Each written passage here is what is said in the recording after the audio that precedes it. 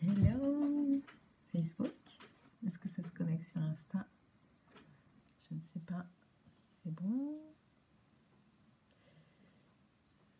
Tac, est-ce que ça marche? J'ai pas l'impression que sur Instagram ça fonctionne.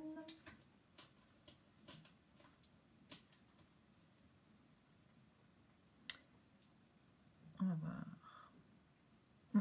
Bon, bien, ce sera sur Facebook. Bonsoir Facebook. Changement de décor. Voilà.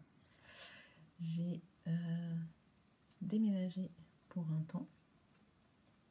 Ah, quelqu'un qui est là. Si quelqu'un vous embrasse. J'essaie quand même au cas où de me connecter sur Insta. Bon, ce soir ça va pas. Donc, live du soir. Live du soir, en fait aujourd'hui j'avais envie de vous parler de l'importance du message, de l'importance de l'intention en fait que l'on met quand on contacte, quand on veut rentrer en communication avec quelqu'un, voilà. Quels que soient les sujets, et je vais vous donner plein d'exemples différents, mais et aujourd'hui, puisqu'un autre jour, je constate et voilà, j'observe l'impact des messages qui sont tellement différents en fonction de l'intention que l'on met dedans, de l'énergie que l'on met dedans. Parce que, en fait, communiquer, c'est quoi le but? C'est quoi votre but quand vous rentrez en contact avec quelqu'un, quand vous avez envie de communiquer avec quelqu'un? Je vous parle de ça parce que aujourd'hui, enfin depuis quelques jours, et puis ça va continuer, on est en train avec l'équipe de vouloir aussi qualifier de façon différente les contacts, les personnes qui nous contactent, que ce soit sur ma page, que ce soit... Il y a Yves qui regarde, bisous. Alors, donc pour la petite histoire, actuellement je viens de me poser puisque ma maison est en travaux pendant quelques temps et que généreusement ma mère et mon beau-père m'accueillent et m'accueillent de temps en temps avec mon amoureux, et puis parfois je partirai aussi de chez eux pour les laisser respirer. Mais donc voilà, donc mon beau-père qui est dans la pièce du dessous me regarde. Donc le message du soir, c'est sur le sujet des contacts. Donc aujourd'hui et depuis quelques jours, avec mon équipe, on recontacte les gens. Oh, il met des likes en plus. On recontacte les personnes qui se sont inscrites, que ce soit sur Instagram, que ce soit sur LinkedIn, que ce soit sur Facebook, sur la page de Start Me, sur mon compte perso. En fait, je me fous clairement du nombre de personnes qui s'abonnent. Je ne cherche pas à ce qu'il y ait un volume important de personnes qui me contactent.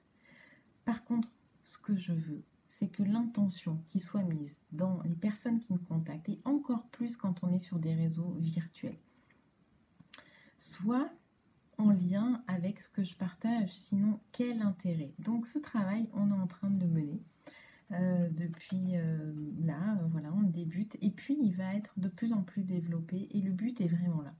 Et les retours, déjà qu'il y a eu, sur les différents messages que j'ai pu envoyer, eh bien, des gens en fait qui m'ont contacté, qui m'ont invité, certains qui se souvenaient même pas d'avoir pris ce contact-là, d'autres qui ne connaissaient pas forcément ce que je faisais ou ce que je proposais.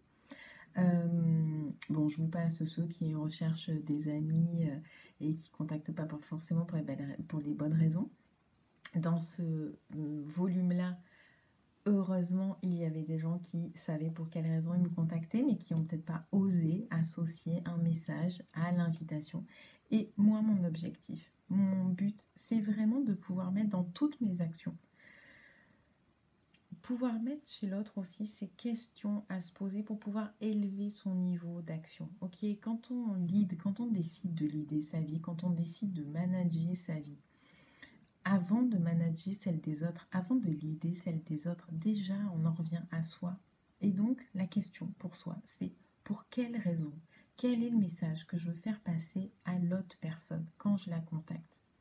Là, je vous donne l'exemple de la mise à jour, de la clarté, du niveau de pertinence que j'ai envie de mettre dans mes différents réseaux virtuels, puisque physiquement, c'est plutôt simple en fait de pouvoir entrer en communication et rapidement en fait de savoir si les liens font sens. Mais je crois que vraiment dans les réseaux virtuels, j'ai encore plus envie d'élever ce niveau-là. Donc ça, c'est vraiment un travail que je suis en train de mener et qui a pour objectif également de pousser l'autre personne à se poser les bonnes questions.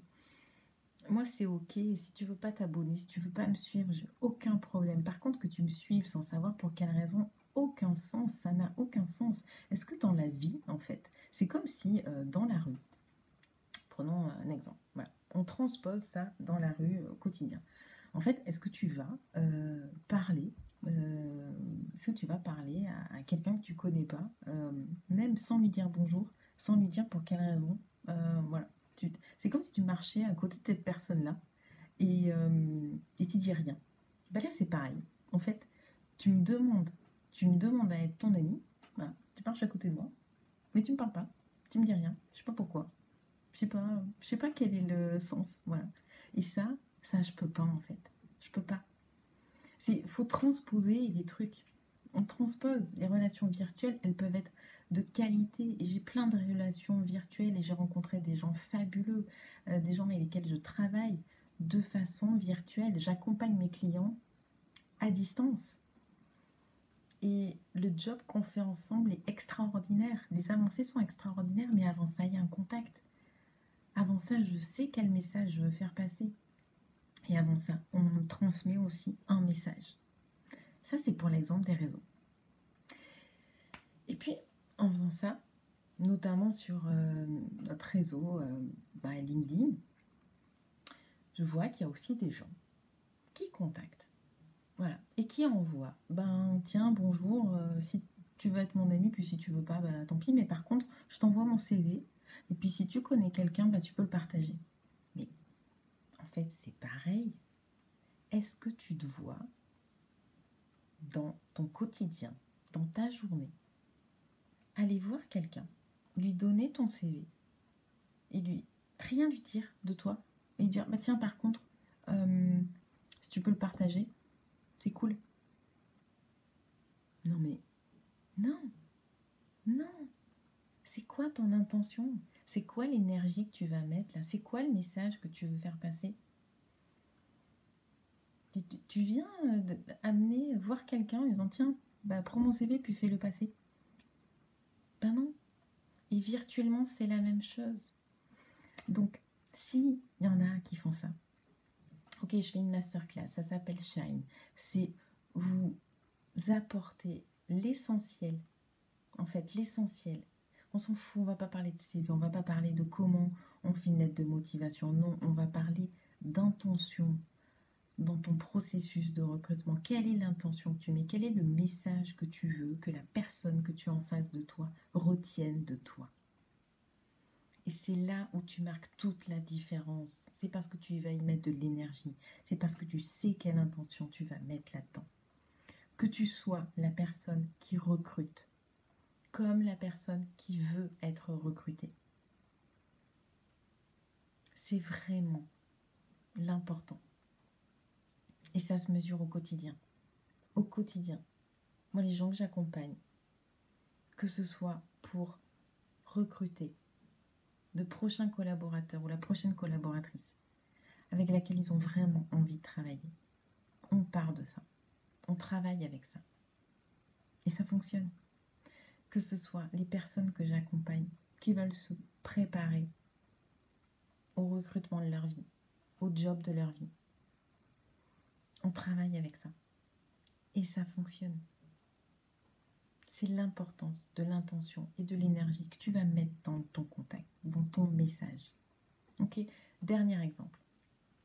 Quand j'accompagne des leaders et qui me disent voilà, j'ai une réunion, machin, je voudrais qu'on revoie la presse, etc., le sujet, comment je vais présenter, machin. On s'en fout de ça. Mais on s'en fout. Tu peux bien faire un PowerPoint avec des animations, tu peux bien mettre de la musique, tu peux bien mettre ce que tu veux. Quel est le message que tu veux que les gens retiennent à la fin de ton intervention? Quel est ce message? C'est ça qui doit te guider pendant toute ta présentation. C'est ça le plus important. Avec quelle intention tu y vas? Quel est le message? Même chose, quand on est en rendez-vous, quand on veut préparer un rendez-vous avec quelqu'un, avec son collaborateur, avec son prestataire, avec son client, quel est ce message? C'est ça que je voulais vous partager aujourd'hui. Pensez avant de comment communiquer, quel est le profil, comment est-ce que je vais observer. Non, votre première question, la première question que vous devez vous poser, c'est quel est ce message? Qu'est-ce que je veux transmettre? Qu'est-ce que je veux que l'autre ou les autres gardent en tête une fois que je serai sortie de la pièce, une fois qu'on aura coupé la connexion, une fois qu'ils auront reçu un message de ma part? Qu'est-ce que j'ai envie de leur transmettre? Et vous allez voir que ça a l'air tout bête comme ça, mais on l'oublie tellement. On oublie tellement de mettre de l'intention. Tellement. Si vous voulez partager, et si vous pensez que ça peut servir aussi à d'autres personnes que vous connaissez, je serais ravie que vous partagiez cette vidéo ou d'autres publications. Mais partagez. Et si vous voulez commenter, allez-y. Si vous voulez me partager des exemples, faites-le avec grand plaisir, je vous dirai. En attendant, je vous embrasse très fort. Et si vous voulez envisager un processus de recrutement d'une autre manière, qui est la plus proche de celle que vous êtes, c'est Shine. C'est le 22 et le 29 avril. Je vous embrasse très fort. Je vous souhaite une très belle soirée. À très bientôt.